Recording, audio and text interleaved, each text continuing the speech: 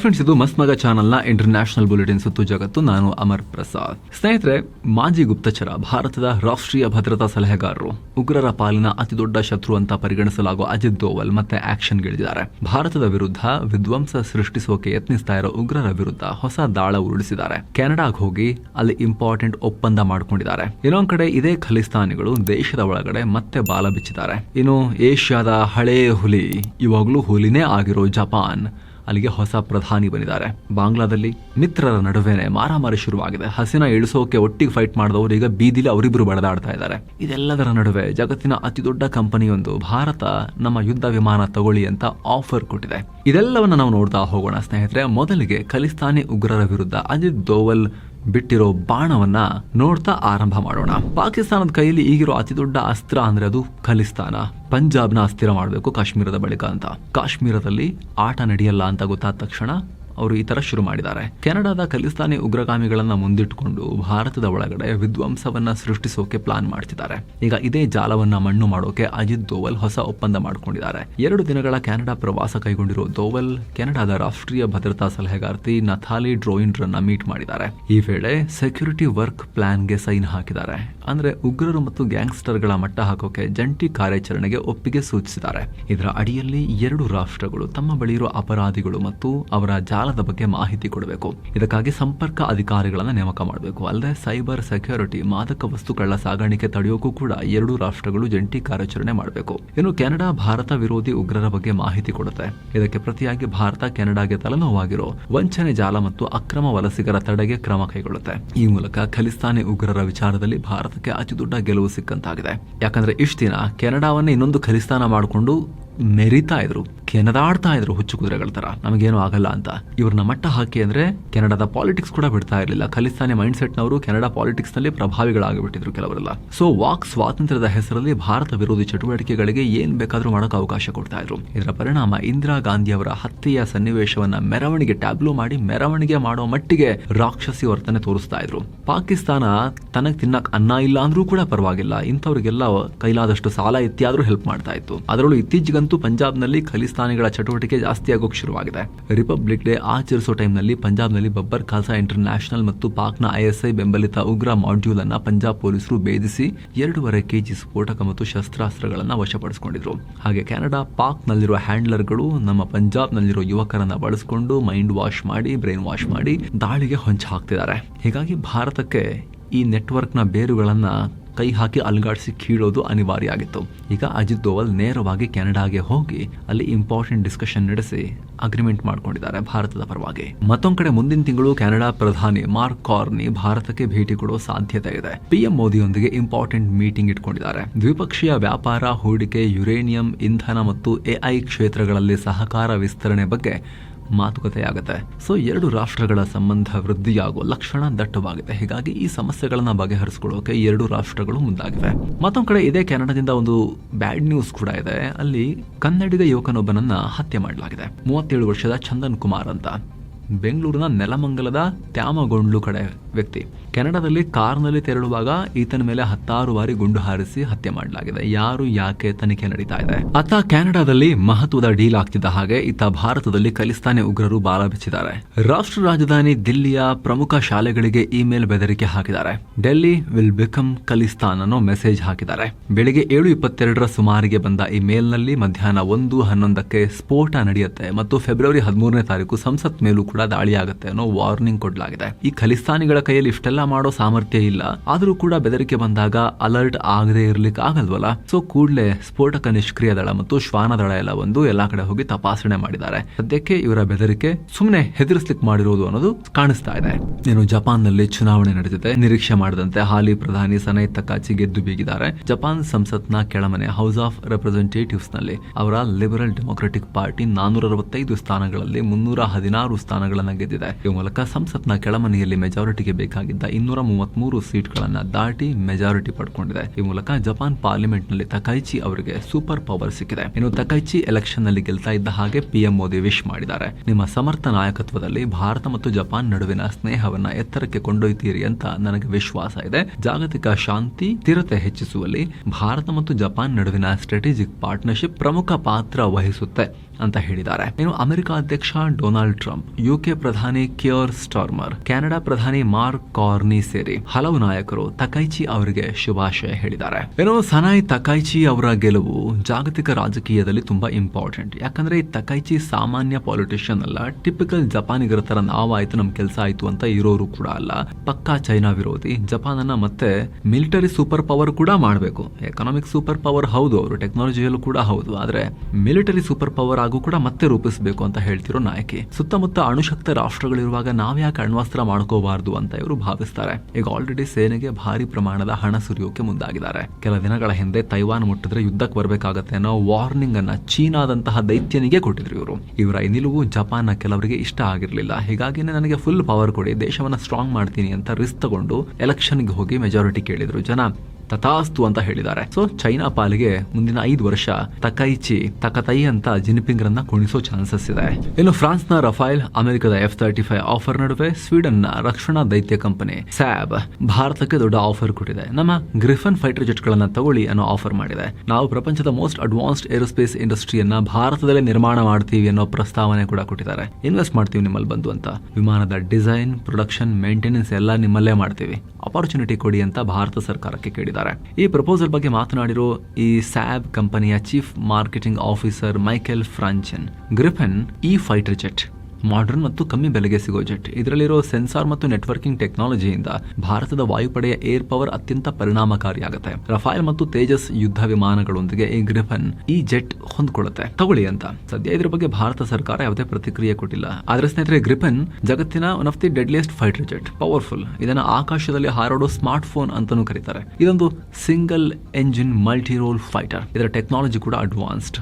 ಇದನ್ನ ಆಪರೇಟ್ ಮಾಡೋಕೆ ದೊಡ್ಡ ಜಾಗ ಬೇಕಿಲ್ಲ. ನಮ್ಮ ಹೈವೇ ರಸ್ತೆಗಳ ಮೇಲೂ ಕೂಡ ಲ್ಯಾಂಡ್ ಮಾಡಿ ಬರೀ 10 ನಿಮಿಷದಲ್ಲಿ ವೆಪನ್ ಲೋಡ್ ಮಾಡಿ ಇದನ್ನ ಹಾರಿಸಬಹುದು. ಇದರಲ್ಲಿರೋ AESA ರೇಡಾರ್ ಅಂದ್ರೆ ಅಡ್ವಾನ್ಸ್ಡ್ ಎಲೆಕ್ಟ್ರಾನಿಕಲಿ ಸ್ಕ್ಯಾನ್ಡ್ ಅರೇ ರೇಡಾರ್ ಮತ್ತು ಎಲೆಕ್ಟ್ರಾನಿಕ್ ವಾರ್ಫೇರ್ ಸಿಸ್ಟಮ್ ಎಂತ ಫೈಟರ್ ಜೆಟ್ ಗಳ ಕಣ್ಣಿಗೂ ಮಣ್ಣಿರ್ಚುತ್ತೆ. ಇದರ ಮೇಂಟೆನೆನ್ಸ್ ಕೂಡ ತುಂಬಾ ಕಮ್ಮಿ.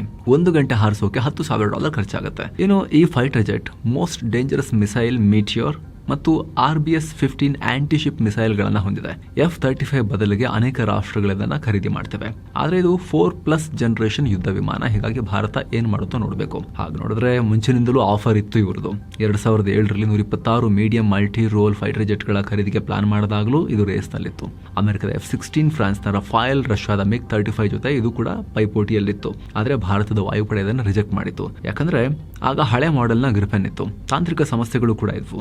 ಜೊತೆಗೆ ಭಾರತಕ್ಕೆ ಆಗ ಡಬಲ್ ಎಂಜಿನ್ ಫೈಟರ್ ಜೆಟ್ ಬೇಕಿತ್ತು. ಹೀಗಾಗಿ ಅದು ಸೆಲೆಕ್ಟ್ ಆಗಿರಲಿಲ್ಲ. ಸದ್ಯ ಗ್ರಿಪನ್ ಇ ಅಂತ ಲೇಟೆಸ್ಟ್ ಮಾಡೆಲ್ ಅನ್ನ ಇವರು ಭಾರತಕ್ಕೆ ಪ್ರಪೋಸ್ ಮಾಡಿದ್ದಾರೆ. ಇದು ಸಿಂಗಲ್ ಜೆಟ್ ಎಂಜಿನ್, ಆದ್ರೆ ಅಡ್ವಾನ್ಸ್ಡ್ ಅಂತ ಹೇಳ್ತಿದ್ದಾರೆ. ಭಾರತ ಏನ್ ಮಾಡುತ್ತಾ ನೋಡಬೇಕು. ಆದ್ರೆ ಗಮನಿಸಿ, ಸ್ಯಾಬ್ ಇದೆಯಲ್ಲ, ಇವರು ಪಾಕಿಸ್ತಾನಕ್ಕೂ ಕೂಡ ಸಪ್ಲೈ ಮಾಡ್ತಾರೆ ಶಸ್ತ್ರಾಸ್ತ್ರಗಳನ್ನ. ಅವರು ಸುಮಾರು ತಗೊಂಡಿದ್ದಾರೆ ಇದೇ ಸ್ಯಾಬ್ ಹತ್ರನೇ. ಆಲ್ಮೋಸ್ಟ್ 9 AWACS ತಗೊಂಡಿದ್ದಾರೆ, airborne warning and control system. ಅದರಲ್ಲೂ ಒಂದನ್ನ ಭಾರತ ಆಪರೇಷನ್ ಸಿಂಧೂರ್ ಟೈಮ್ನಲ್ಲಿ ಹೊಡೆದ ಹಾಕಿತ್ತು, ನಿಮಗೆ ಗೊತ್ತಿರಬಹುದು. ಸೊ ಭಾರತ ಕಷ್ಟ ಆ ಥರದೆಲ್ಲ ಪಾಕಿಸ್ತಾನಕ್ಕೂ ಕೊಡೋರ ಹತ್ರ ಪರ್ಚೇಸ್ ಮಾಡೋದು ತುಂಬಾ ಕಷ್ಟ. ನಾವು ಅದಕ್ಕೆ ರಷ್ಯಾ ಹತ್ರ ತಗೊಳ್ತಾ ಇದ್ವಿ ಏರ್ಕ್ರಾಫ್ಟ್ಗಳನ್ನ. ಅದು ಬಿಟ್ರೆ ನಾವು ಫ್ರಾನ್ಸ್ ಹತ್ರ ತಗೊಳ್ತಾ ಇದ್ವಿ. ನಮಗೆ ಬಹಳ ಹಳೆ ಪಾರ್ಟ್ನರ್ಸ್ ಇವರಿಬ್ರು ಕೂಡ, both France and Russia. America ಹತ್ರ ಕೂಡ ನಾವು ಫೈಟರ್ ಏರ್ಕ್ರಾಫ್ಟ್ ಗಳನ್ನ ಇದುವರೆಗೂ ಕೂಡ ಪರ್ಚೇಸ್ ಮಾಡಿಲ್ಲ. ಅವ್ರು ಆಫರ್ ಮಾಡಿದ್ರು ಕೂಡ. ನೋಡ್ಬೇಕು ಏನ್ ಮಾಡುತ್ತೆ ಭಾರತ ಅಂತ. ಏನೋ ಬಾಂಗ್ಲಾದೇಶದ ಒಳಗಡೆ ಭೀಕರ ಮಾರಾಮಾರಿಯಾಗಿದೆ. ಅದು ಯಾರು? ಹಸಿನ ಇಳಿಸೋಕೆ ಒಟ್ಟಿಗೆ ಪ್ರತಿಭಟನೆ ಮಾಡಿದ್ದ BNP ಮತ್ತು ಜಮಾತ್ ಪಕ್ಷಗಳೇ ಬಡಿದಾಡ್ಕೊಂಡಿದ್ದಾರೆ. ಫೆಬ್ರವರಿ 12ಕ್ಕೆ ಬಾಂಗ್ಲಾದಲ್ಲಿ ಚುನಾವಣೆ ನಡೆಯುತ್ತೆ. ಇದರಲ್ಲಿ BNP ಮತ್ತು ಜಮಾತ್ ಒಕ್ಕೂಟದ ನಡುವೆ ನೇರ ಫೈಟ್ ಇದೆ. ಸೊ ಪ್ರಚಾರ ನಡೀತಿರೋ ಟೈಮ್ನಲ್ಲಿ ಜಮಾತ್ ಪಾರ್ಟಿ ಮುಂದಿನ ಎಲೆಕ್ಷನ್ಗೆ ಹಣ ಹಂಚ್ತಾ ಇದೆ ಅಂತ BNP ಆರೋಪಿಸಿತ್ತು. ಈ ಕಾರಣದಿಂದ ಇವರಿಬ್ರು ಕೂಡ ಬೀದಿಗೆ ಧುಮುಕಿ ಹೊಡೆದಾಡಿದ್ದಾರೆ. ಪರಿಣಾಮ ಮಹಿಳೆಯರು ಸೇರಿ 40ಕ್ಕೂ ಅಧಿಕ ಜನ ಗಂಭೀರ ಗಾಯಗೊಂಡಿದ್ದಾರೆ. ಢಾಕಾ ಸೇರಿದಂತೆ ಸಾಕಷ್ಟು ಕಡೆ ಉದ್ವಿಗ್ನತೆ ಇದೆ. ಹೀಗಾಗಿ ಬಾಂಗ್ಲಾ ಎಲೆಕ್ಷನ್ ಆರಾಮಾಗಿ ನಡೆಯುತ್ತಾ ಅನ್ನೋ ಅನುಮಾನ ಮೂಡ್ತಾ ಇದೆ. ಈ ನಡುವೆ ಯೂನಸ್ರ ಮಧ್ಯಂತರ ಸರ್ಕಾರ ಬಾಂಗ್ಲಾ ಚುನಾವಣೆ ಬಗ್ಗೆ ದೊಡ್ಡ ಭರವಸೆ ಕೊಟ್ಟಿದೆ. ಈ ಎಲೆಕ್ಷನ್ ಅನ್ನ ಒಂದು ಹಬ್ಬದ ತರ ನೋಡಿ. ಇದು ಬಾಂಗ್ಲಾ ಇತಿಹಾಸದಲ್ಲೇ ಮುಕ್ತ ಮತ್ತು ನ್ಯಾಯಸಮ್ಮತ ಎಲೆಕ್ಷನ್ ಆಗುತ್ತೆ. ಇದರಿಂದ ಹೊಸ ಬಾಂಗ್ಲಾ ಸೃಷ್ಟಿಯಾಗುತ್ತೆ ಅಂತ ಕರೆದಿದ್ದಾರೆ. ಏನು ಟರ್ಕಿಯನ್ನ ಕಟ್ಟಿ ಹಾಕೋ ಕೆಲಸವನ್ನ ಭಾರತ ತೀವ್ರಗೊಳಿಸಿದೆ. ಈಗ ಭಾರತ ಮತ್ತು ಗ್ರೀಸ್ ರಕ್ಷಣಾ ಪಾಲುದಾರಿಕೆಗೆ ಮುಂದಾಗಿವೆ. ಸದ್ಯ ಗ್ರೀಸ್ ರಕ್ಷಣಾ ಸಚಿವ ನಿಕೋಲಸ್ ಡೆಂಡಿಯಾಸ್ ಭಾರತ ಪ್ರವಾಸದಲ್ಲಿದ್ದಾರೆ. ರಕ್ಷಣಾ ಮಂತ್ರಿ ರಾಜನಾಥ್ ಸಿಂಗ್ ಜೊತೆಗೆ ಮಾತುಕತೆ. ಈ ಮೀಟಿಂಗ್ ಅಲ್ಲಿ 2 ರಾಷ್ಟ್ರಗಳ ನಡುವಿನ ಆರ್ಮಿ, ನೇವಿ ಮತ್ತು ಏರ್ ಫೋರ್ಸ್ ನಡುವೆ ಟ್ರೈನಿಂಗ್ ಎಕ್ಸ್ಚೇಂಜ್ ಮಾಡ್ಕೊಳ್ಳೋದು, ಡಿಫೆನ್ಸ್ ಟೆಕ್ನಾಲಜಿ ಶೇರ್ ಮಾಡ್ಕೊಳ್ಳೋದು ಮತ್ತೆ ಮೆಡಿಟರೇನಿಯನ್ ಸಮುದ್ರದ ಸೆಕ್ಯೂರಿಟಿ ಇಂಪ್ರೂವ್ ಮಾಡ್ಕೊಳ್ಳೋ ಬಗ್ಗೆ ಚರ್ಚೆ ನಡೆಯುತ್ತೆ. ಯುರೋಪ್ಗೆ ಎಂಟ್ರಿ ಕೊಡೋಕೆ ಗ್ರೀಸ್ ನಮಗೆ ಮುಖ್ಯ ಗೇಟ್ ವೇ. ರೀಸೆಂಟ್ ಆಗಿ India Europe free trade agreement ಕೂಡ ಆಗಿದೆ. ಹೀಗಾಗಿ ಈ ಮೀಟಿಂಗ್ ಮಹತ್ವ ಪಡ್ಕೊಳ್ತಾ ಇದೆ. ಇನ್ನು ಈ ನಿಕೋಲಸ್ ಡೆಂಡಿಯಾಸ್ ವಿದೇಶಾಂಗ ಮಂತ್ರಿ ಎಸ್ ಜೈಶಂಕರ್ ಅನ್ನ ಕೂಡ ಮೀಟ್ ಆಗಿ ಮಾತುಕತೆ ಮಾಡಿದ್ದಾರೆ. ಹಲವು ವಿಚಾರಗಳ ಬಗ್ಗೆ ಚರ್ಚೆ ನಡೆಸಲಾಗಿದೆ. ಈ ವೇಳೆ ಯುರೋಪ್ಗೆ ಭಾರತ ಅನಿವಾರ್ಯ ಅಂತ ಗ್ರೀಸ್ ರಕ್ಷಣಾ ಸಚಿವ ಹೇಳಿದ್ದಾರೆ. ಈ ಭೇಟಿ ಟರ್ಕಿಗೆ ಕೊಡ್ತಾ ಇರೋ ದೊಡ್ಡ ಮೆಸೇಜ್. ಯಾಕಂದ್ರೆ ಟರ್ಕಿ, ಪಾಕ್, ಬಾಂಗ್ಲಾ ಜೊತೆಗೆ ಸೇರ್ಕೊಂಡು ಭಾರತವನ್ನ ಸುತ್ತುವರಿಯೋ ಯೋಜನೆ ಹಾಕ್ತಾ ಇದೆ. ಹಾಗೆ ಭಾರತ ಕೂಡ ಇದಕ್ಕೆ ಪ್ರತಿಯಾಗಿ ಸೈಪ್ರಸ್ ಮತ್ತು ಗ್ರೀಸ್ ಜೊತೆಗೆ ಸಂಬಂಧವನ್ನ ವೃದ್ಧಿ ಮಾಡ್ಕೊಳ್ತಿದೆ. ಈ ಗ್ರೀಸ್ ಮತ್ತು ಟರ್ಕಿ ನಡುವೆ ಏಜಿಯನ್ ಸಮುದ್ರ ಮತ್ತು ಅಲ್ಲಿರೋ ಚಿಕ್ಕ ಚಿಕ್ಕ ದ್ವೀಪಗಳ ಬಗ್ಗೆ ಘರ್ಷಣೆ ಇದೆ. ಅವ್ರ ನಡುವೆ ಸ್ಪರ್ಧೆ ಇದೆ, ವಿವಾದ ಇದೆ. ಟರ್ಕಿ ಕರಾವಳಿಗೆ ಅಂಟ್ಕೊಂಡಿರೋ ಎಷ್ಟೋ ದ್ವೀಪಗಳು ಗ್ರೀಸ್ ಕಂಟ್ರೋಲ್ ನಲ್ಲಿವೆ. ನಮ್ಮ ದ್ವೀಪಗಳನ್ನ ಇವ್ರು ಯಾಕೆ ಕಂಟ್ರೋಲ್ ಮಾಡ್ತಿದ್ದಾರೆ ಅಂತ ಟರ್ಕಿಗೆ ಸಿಟ್ಟಿದೆ. ಈ ವಿವಾದ ಇರೋ ನಡುವೆ ಭಾರತ ಗ್ರೀಸ್ ಹತ್ತಿರ ಆಗ್ತಿವೆ. ಇನ್ನು ಅಮೆರಿಕ ಅಧ್ಯಕ್ಷ ಟ್ರಂಪ್ ಗ್ರೀನ್ಲ್ಯಾಂಡ್ ವಿಚಾರದಲ್ಲಿ ಅಗ್ರೆಸಿವ್ ಆಗಿ ಹೆಜ್ಜೆ ಇಟ್ಟು ಸ್ವಲ್ಪ ತಣ್ಣಗಾಗಿರೋ ಹೊತ್ತಲ್ಲಿ ಫ್ರಾನ್ಸ್ ಮತ್ತು ಕೆನಡಾ ಇಂಟ್ರೆಸ್ಟಿಂಗ್ ಹೆಜ್ಜೆ ಇಟ್ಟಿವೆ. ಗ್ರೀನ್ಲ್ಯಾಂಡ್ ರಾಜಧಾನಿ ನೂಕ್ ನಲ್ಲಿ ಅಧಿಕೃತವಾಗಿ ತಮ್ಮ ರಾಯಭಾರ ಕಚೇರಿ ಅಥವಾ ಕಾನ್ಸುಲೇಟ್ ಅನ್ನ ಓಪನ್ ಮಾಡಿದ್ದಾರೆ. ನಮ್ಮ ರಾಷ್ಟ್ರೀಯ ಭದ್ರತೆಗೆ ಗ್ರೀನ್ಲ್ಯಾಂಡ್ ಅವಶ್ಯಕ, ನಮಗೆ ಗ್ರೀನ್ಲ್ಯಾಂಡ್ ಬೇಕೇ ಬೇಕು ಅಂತ ಟ್ರಂಪ್ ಹೇಳಿದ್ರು. ಅದರ ಬೆನ್ನಲ್ಲೇ ಫ್ರಾನ್ಸ್ ಮತ್ತು ಕೆನಡಾ ಈ ಹೆಜ್ಜೆ ಇಟ್ಟಿವೆ. ಡೆನ್ಮಾರ್ಕ್ ನ ಸಾರ್ವಭೌಮತ್ವಕ್ಕೆ ಬೆಂಬಲ ಕೊಡೋಕೆ ಈ ಕ್ರಮ ಅಂತ ಹೇಳಿದ್ದಾರೆ. ನಾವು ನಿಮ್ಮೊಂದಿಗಿದ್ದೀವಿ ಅಂತ ಎರಡೂ ರಾಷ್ಟ್ರಗಳು ಹೇಳಿವೆ. ಈ ಮೂಲಕ ಮತ್ತೆ ಗ್ರೀನ್ಲ್ಯಾಂಡ್ ವಿಚಾರದಲ್ಲಿ ಟ್ರಂಪ್ ಬಾಯಿಂದ ಇನ್ನೇನೇನು ಸ್ಟೇಟ್ಮೆಂಟ್ ಬರುತ್ತೆ ಅನ್ನೋ ಕುತೂಹಲ ದಟ್ಟವಾಗಿದೆ. ಇನ್ನು ಅಮೆರಿಕ ಮತ್ತು ಇರಾನ್ ಮಾತುಕತೆ ಫಲ ಕೊಡೋ ತರ ಕಾಣಿಸ್ತಾ ಇಲ್ಲ. ಇತ್ತೀಚೆಗೆ ಒಮಾನ್ ನಲ್ಲಿ ಇಬ್ರು ಶತ್ರುಗಳ ನಡುವೆ ಶಾಂತಿ ಸಂಧಾನಕ್ಕಾಗಿ ಮಾತುಕತೆಯಾಗಿತ್ತು. ಆದರೆ ಅಮೆರಿಕದ ಡಿಮಾಂಡ್ ನ ಇರಾನ್ ತಿರಸ್ಕರಿಸ್ತಾ ಇದೆ. ಅಮೆರಿಕ ಇರಾನ್ ತನ್ನ ಯುರೇನಿಯಂ ಎನ್ರಿಚ್ಮೆಂಟ್ ನಿಲ್ಲಿಸಬೇಕು ಅಂತ ಹೇಳಿತ್ತು. ಆದರೆ ಅಣು ಕಾರ್ಯಕ್ರಮವನ್ನ ಕಂಪ್ಲೀಟ್ ಬಂದ್ ಮಾಡಬೇಕು, ಯಾವುದೇ ಕಾರಣಕ್ಕೂ ಇದನ್ನ ಮುಂದುವರಿಸಬಾರದು ಅಂತ ಎಚ್ಚರಿಕೆ ಕೊಟ್ಟಿತ್ತು. ಇದಕ್ಕೆ ಇರಾನ್ ವಿದೇಶಾಂಗ ಸಚಿವ ಆಕ್ರೋಶ ಹೊರ ಹಾಕಿದ್ದಾರೆ. ಎಷ್ಟೇ ಪ್ರೆಷರ್ ಬರಲಿ, ಯುದ್ಧನೇ ಆಗಲಿ, ನಮ್ಮ ಕಾರ್ಯಕ್ರಮ ನಿಲ್ಲಿಸಲ್ಲ ಅಂತ ಹೇಳಿದ್ದಾರೆ. ನಾವು ಬೇಕಿದ್ರೆ ಯುರೇನಿಯಂ ಎನ್ರಿಚ್ಮೆಂಟ್ ಲೆವೆಲ್ ಬಗ್ಗೆ ಮಾತಾಡೋಣ, ಅಂದ್ರೆ ಆಯುಧ ತಯಾರಿಕೆಗೆ ಬೇಕಾದಷ್ಟು ಎನ್ರಿಚ್ ಮಾಡಲ್ಲ ಅಂತ ಬೇಕಾದ್ರೆ ಮಾತು ಕೊಡ್ತೀವಿ. ಆದ್ರೆ ಪ್ರೋಗ್ರಾಮ್ ಅನ್ನೇ ಸ್ಟಾಪ್ ಮಾಡಬೇಕು ಅಂದ್ರೆ ನಾವು ಒಪ್ಪಲ್ಲ. ಯುದ್ಧ ಆದ್ರೂ ಸರಿ, ಈ ವಿಚಾರದಲ್ಲಿ ಹಿಂದೆ ಸರಿಯಲ್ಲ, ನೋ ಕಾಂಪ್ರಮೈಸ್ ಅಂತ ಪಟ್ಟು ಹಿಡಿದಿದ್ದಾರೆ. ಏನು ಸ್ನೇಹಿತರೆ, ಕಾಶ್ಮೀರದ ಸೌಂದರ್ಯವನ್ನ ನೋಡ್ಕೊಂಡ್ ಬರೋಕೆ 7 Seas ಟೂರಿಸಂ ನ ಬೆಸ್ಟ್ ಪ್ಯಾಕೇಜ್ ಡೀಟೇಲ್ಸ್ ಇಲ್ಲಿದೆ. ಆಸಕ್ತರು ಕಾಲ್ ಮಾಡಿ ಹೋಗಿ ಬರಬಹುದು. ಇನ್ನೊಂದ್ ಕಡೆ ಇರಾನ್ ಸರ್ಕಾರ ತನ್ನ ಕರಾಳ ಕೆಲಸವನ್ನ ಮುಂದುವರೆಸಿದೆ. ಇರಾನ್ನ ಖ್ಯಾತ ಮಾನವ ಹಕ್ಕುಗಳ ಹೋರಾಟಗಾರ್ತಿ, ನೊಬೆಲ್ ಪ್ರಶಸ್ತಿ ವಿಜೇತೆ, ನೊಬೆಲ್ ಶಾಂತಿ ಪ್ರಶಸ್ತಿ ವಿಜೇತೆ ನರ್ಗಿಸ್ ಮಹಮ್ಮದಿಗೆ ಮತ್ತೆ 6 ವರ್ಷ ಎಕ್ಸ್ಟ್ರಾ ಜೈಲು ಶಿಕ್ಷೆ ವಿಧಿಸಿದೆ. ಇವರು ಈಗ ಆಲ್ರೆಡಿ ತೆಹರಾನ್ನ ಕುಖ್ಯಾತ ಎವಿನ್ ಜೈಲ್ನಲ್ಲಿ ಇವ್ರನ್ನ ಕೂಡ ಹಾಕಲಾಗಿದೆ. ಜೈಲಲ್ಲಿ ಇದ್ಕೊಂಡೇ ಸರ್ಕಾರದ ವಿರುದ್ಧ ಪ್ರತಿಭಟನೆ ಮಾಡ್ತಿದ್ದಾರೆ. ಆದರೆ ಈಗ ಇವರು ನಮ್ಮ ವಿರುದ್ಧ ಪ್ರೊಪಗಂಡ ಮಾಡ್ತಿದ್ದಾರೆ ಅಂತ ಹೇಳಿ ಖಾಮನೆಗಳ ಆಡಳಿತ ಇನ್ನು 6 ವರ್ಷ ಇವ್ರನ್ನ ಜೈಲಿಗೆ ತಳ್ಳೋಕೆ ವ್ಯವಸ್ಥೆ ಮಾಡಿಕೊಂಡಿದೆ. ಇನ್ನೊಂದು ಕಡೆ ಇಸ್ರೇಲ್ನಲ್ಲಿ ಮತ್ತೆ ದೊಡ್ಡ ಉಗ್ರ ದಾಳಿಗೆ ಪ್ಲಾನ್ ನಡೆದಿತ್ತ ಅನ್ನೋ ಅನುಮಾನ. ಭಾರಿ ಪ್ರಮಾಣದ ಶಸ್ತ್ರಾಸ್ತ್ರಗಳನ್ನ ಇಸ್ರೇಲ್ಗೆ ನುಗ್ಗಿಸುವ ಪ್ರಯತ್ನ ಆಗಿತ್ತು. ಜೋರ್ಡನ್ ಗಡಿಯಿಂದ ಇಸ್ರೇಲ್ಗೆ ಡ್ರೋನ್ ಮೂಲಕ ಬಂದೂಕುಗಳನ್ನ ಸ್ಮಗ್ಲಿಂಗ್ ಮಾಡೋಕೆ ಟ್ರೈ ಮಾಡ್ತಾ ಇದ್ದಾರೆ. ಬರೋಬ್ಬರಿ 12 ಪಿಸ್ತೂಲ್ಗಳನ್ನ ಡ್ರೋನ್ ನಲ್ಲಿ ಇಟ್ಟು ಕಳಿಸಿದ್ರು. ಆದರೆ ಸೇನೆ ಮತ್ತು ಪೊಲೀಸರು ಇದನ್ನ ವಿಫಲಗೊಳಿಸಿದ್ದಾರೆ. ಇನ್ನು ಅಮೆರಿಕ ಜೊತೆಗಿನ ಟ್ರೇಡ್ ಡೀಲ್ ಬಗ್ಗೆ ವಾಣಿಜ್ಯ ಮಂತ್ರಿ ಪಿಯೂಷ್ ಗೋಯಲ್ ಮಹತ್ವದ ಮಾಹಿತಿ ಕೊಟ್ಟಿದ್ದಾರೆ. ಅಮೆರಿಕದಿಂದ ಕಚ್ಚಾ ತೈಲ ಮತ್ತು LPG ಖರೀದಿಸುವುದು ಭಾರತದ ಹಿತಾಸಕ್ತಿ ಅಂತ ಹೇಳಿದ್ದಾರೆ. ಇದನ್ನೆಲ್ಲ ಮಾಡ್ತಿರೋದು ಭಾರತಕ್ಕೋಸ್ಕರ. ನಾವು ನಮ್ಮ ಇಂಧನ ಮೂಲಗಳನ್ನ ಡೈವರ್ಸಿಫೈ ಮಾಡಬೇಕು. ಅಮೆರಿಕ ಜೊತೆಗಿನ ಒಪ್ಪಂದದಲ್ಲೂ ಕೂಡ ಇಂಥದ್ದೇ ರಾಷ್ಟ್ರದಿಂದ ತೈಲ ಖರೀದಿ ಮಾಡಬೇಕು ಅನ್ನೋ ಪ್ರೆಷರ್ ಇಲ್ಲ. ನಾವು ಎಲ್ಲಿಂದ ಬೇಕಾದರೂ ಖರೀದಿ ಮಾಡಬಹುದು. ಖರೀದಿಯ ನಿರ್ಧಾರವನ್ನು ಸರ್ಕಾರ ಅಲ್ಲ, ಆಯಾ ತೈಲ ಕಂಪನಿಗಳೇ ತೆಗೆದುಕೊಳ್ತವೆ. ಹಾಗೆ ನಾವು ಅಮೆರಿಕದ ತೈಲ ಖರೀದಿ ಮಾಡೋದು ಕೂಡ ನಮ್ಮ ಸ್ಟ್ರಾಟಜಿಕ್ ಇಂಟ್ರೆಸ್ಟ್ ನ ಭಾಗ ಅಂತ ಹೇಳಿದ್ದಾರೆ. ಇನ್ನು ಅಮೆರಿಕವನ್ನ ಮೆಚ್ಚಿಸೋಕೆ ಪಾಕಿಸ್ತಾನ ಮತ್ತೊಂದು ಕೆಲಸ ಮಾಡಿದೆ. ಬಲೂಚಿಸ್ತಾನದಲ್ಲಿ ಅಮೆರಿಕ ನಡೆಸ್ತಾ ಇರೋ ಮೈನಿಂಗ್ಗೋಸ್ಕರ ಹೊಸ ಸೇನೆಯನ್ನ ಹುಟ್ಟುಹಾಕಿದೆ. ಅಲ್ಲಿ ಕಾವಲು ಕಾಯೋಕೆ ಹೊಸ ಪಡೆ ರಚಿಸಿದ್ದಾರೆ. ಅಲ್ಲಿರೋ ರೆಕಾರ್ಡಿಕ್ ಗಣಿಯನ್ನ ಕೆನಡಾದ ಮೈನಿಂಗ್ ಕಂಪನಿ ನಿರ್ವಹಣೆ ಮಾಡ್ತಿದೆ. ಇದಕ್ಕೆ ಅಮೆರಿಕ ಫಂಡಿಂಗ್ ಮಾಡ್ತಿದೆ. ತಾಮ್ರ ಮತ್ತು ಚಿನ್ನವನ್ನ ಇವರು ಹೊರತೆಗಿತಾರಂತೆ. ಸೊ ಅದಕ್ಕೆ ತೊಂದರೆ ಆಗಬಾರದು ಅಂತ ಮುನೀರ್ ಈ ನಿರ್ಧಾರ ಕೈಗೊಂಡಿದ್ದಾನೆ. ಇನ್ನು ಪಾಕ್ ವಿದೇಶಾಂಗ ನೀತಿಯನ್ನ ಅಲ್ಲಿನ ಪ್ರಮುಖ ರಾಜಕಾರಣಿ ಫಜ್ಲುರ್ ರೆಹಮಾನ್ ಟೀಕೆ ಮಾಡಿದ್ದಾರೆ. ಇನ್ನು ಮುಂದೆ ಚೀನಾ ಕೂಡ ನಮ್ಮನ್ನ ನಂಬಲ್ಲ ಅಂತ ಹೇಳಿದ್ದಾರೆ. ಈವೆಂಟ್ ಒಂದರಲ್ಲಿ ಮಾತನಾಡಿರೋ ರೆಹಮಾನ್, ಸರ್ಕಾರದ ತಪ್ಪು ಪಾಲಿಸಿಗಳಿಂದ ನಾವು ಚೈನಾ ಮತ್ತು ಅಫ್ಘಾನಿಸ್ತಾನದಂತಹ ಸ್ನೇಹಿತರನ್ನ ಕಳ್ಕೊಂಡಿದ್ದೇವೆ. ಮುಂಚೆ ಅಫ್ಘಾನಿಸ್ತಾನ ಬಾರ್ಡರ್ನಿಂದ ನಮಗೆ ದಾಳಿಂಬೆ ಹಣ್ಣು ಬರ್ತಾ ಇತ್ತು, ಈಗ ಉಗ್ರರು ನುಗ್ತಾ ಇದ್ದಾರೆ. ಪಾಕ್ ಸೇನೆಯಲ್ಲಿ ಒಬ್ರು ಯುದ್ಧ ಬೇಕು ಅಂತಾರೆ, ಇನ್ನೊಬ್ರು ಶಾಂತಿ ಬೇಕು ಅಂತಾರೆ. ಈ ತರ ಕನ್ಫ್ಯೂಷನ್ ಇದ್ರೆ ದೇಶದ ಫಾರಿನ್ ಪಾಲಿಸಿ ಉದ್ಧಾರ ಆಗೋದು ಹೇಗೆ ಅಂತ ಪ್ರಶ್ನೆ ಮಾಡಿದ್ದಾರೆ. ಅಲ್ಲದೆ ಒಂದು ಕಾಲದಲ್ಲಿ ಚೀನಾದ ಸಿಪೆಕ್ ಯೋಜನೆಯನ್ನ ಪಾಕ್ ಆರ್ಥಿಕತೆಯ ಗೇಮ್ ಚೇಂಜರ್ ಅಂತ ಬಣ್ಣಿಸ್ತಾ ಇದ್ರು. ಈಗ ಇಡೀ ಯೋಜನೆ ಹಳ್ಳ ಹಿಡಿದಿದೆ. ಶಾಬಾಜ್ ಶರೀಫ್ ಸರ್ಕಾರ ಚೀನಾವನ್ನ ವಿಶ್ವಾಸಕ್ಕೆ ತಗೊಳ್ಳುವಲ್ಲಿ ಫೇಲ್ ಆಗಿದ್ದಾರೆ. ಯಾವುದೇ ಹೊಸ ಹೂಡಿಕೆ ಬರ್ತಾ ಇಲ್ಲ. ಪ್ರಾಜೆಕ್ಟ್ನಲ್ಲಿ ಒಂದೇ ಒಂದು ಇಟ್ಟಿಗೆ ಕೂಡ ಮೂವ್ ಆಗ್ತಾ ಇಲ್ಲ. ಸೊ ಚೀನಾ ಕೂಡ ನಂಬ್ತಾ ಇಲ್ಲ ಅನ್ನೋ ಹೇಳಿಕೆಯನ್ನು ಕೊಟ್ಟಿದ್ದಾರೆ. ಇನ್ನು ಭಾರತ ಮತ್ತು ಪಾಕ್ ನಡುವೆ T20 ವರ್ಲ್ಡ್ ಕಪ್ ಮ್ಯಾಚ್ ಆಗುತ್ತಾ ಇಲ್ವಾ ಅನ್ನೋ ಮ್ಯಾಟರ್ ಕ್ಲೈಮ್ಯಾಕ್ಸ್ಗೆ ತಲುಪ್ತಾ ಇದೆ. ಮುಂದಿನ 24 ಗಂಟೆಯಲ್ಲಿ ಪಾಕ್ ನಿರ್ಧಾರವನ್ನು ಪ್ರಕಟಿಸಬಹುದು. ಲಾಹೋರ್ನಲ್ಲಿ PCB ಅಧ್ಯಕ್ಷ ಮೊಹಸಿನ್ ನಖ್ವಿ ಮತ್ತು ICC deputy chairman Imran Khwaja ನಡುವೆ ಇಂಪಾರ್ಟೆಂಟ್ ಮೀಟಿಂಗ್ ಆಯಿತು. ಈ ಮೀಟಿಂಗ್ನಲ್ಲಿ ಬಾಂಗ್ಲಾದೇಶ್ ಕ್ರಿಕೆಟ್ ಬೋರ್ಡ್ ಅಧ್ಯಕ್ಷರು ಪಾಲ್ಗೊಂಡಿದ್ರು. ಇದೇ ಫೆಬ್ರವರಿ 15ನೇ ತಾರೀಕು ಭಾರತ ಪಾಕ್ ಮ್ಯಾಚ್ ಶೆಡ್ಯೂಲ್ ಆಗಿದೆ. ಭಾರತ ತಂಡ ನಾವು ರೆಡಿ, ನಾವು ಸ್ಟೇಡಿಯಂಗೆ ಹೋಗಿರ್ತೀವಿ ಅಂತ ಹೇಳಿದೆ. ಬರದಾರ ಬರಲಿ, ಅವ್ರು ಇಲ್ಲ ಅಂದರೆ ಅವ್ರಿಗೆ ಪಾಯಿಂಟ್ ಹೋಗುತ್ತಲ್ವ ಆ ಲೆಕ್ಕದಲ್ಲಿ. ಆದರೆ ನಾನಾ ಕಾರಣ ಕೊಟ್ಟು ಪಾಕಿಸ್ತಾನ ಮ್ಯಾಚ್ ಆಡಲ್ಲ ಅಂತ ಹಿಂದೆ ಸರಿಯೋ ನಿರ್ಧಾರ ಮಾಡಿದ್ರು. ಆದರೆ ಆಡಲಿಲ್ಲ ಅಂದರೆ ನಿಮ್ಮ ಮೇಲೆ ನಿರ್ಬಂಧ ಹಾಕಬೇಕಾಗುತ್ತೆ ಅಂತ ICC ವಾರ್ನಿಂಗ್ ಕೊಟ್ಟಿತ್ತು. ಹೀಗಾಗಿ ಈಗ ಒದ್ದಾಡ್ತಾ ಇದ್ದಾರೆ ಪಾಕಿಸ್ತಾನದವರು. ಸೊ ಫ್ರೆಂಡ್ಸ್, ಇದಾಗಿತ್ತು ಇವತ್ತಿನ ಜಗತ್ತಿನ ಸುತ್ತಾಟ. ಸ್ನೇಹಿತರೆ, ವಿಡಿಯೋ ಕೆಳಗಡೆ ಜಾಯಿನ್ ಬಟನ್ ಇದೆ. ಆಸಕ್ತ ವೀಕ್ಷಕರು ಅದ್ರ ಮೇಲೆ ಕ್ಲಿಕ್ ಮಾಡೋ ಮೂಲಕ ಮಸ್ಮಗ ಪ್ರೀಮಿಯಂ ಮೆಂಬರ್ ಆಗೋದು. ಆನಂತರ ಎಲ್ಲ ಮೆಂಬರ್ ಓನ್ಲಿ ಕಾಂಟೆಂಟ್ ನೋಡೋಕೆ ಶುರು ಮಾಡ್ಬೋದು. Business, current power, special videos, ಎಕನಾಮಿಕ್ಸ್ನ ಮಿನಿ ಸೀರೀಸ್, ಲೈವ್ ಇಂಟರಾಕ್ಷನ್ಸ್ ಆಗಾಗ ಎಲ್ಲವನ್ನ.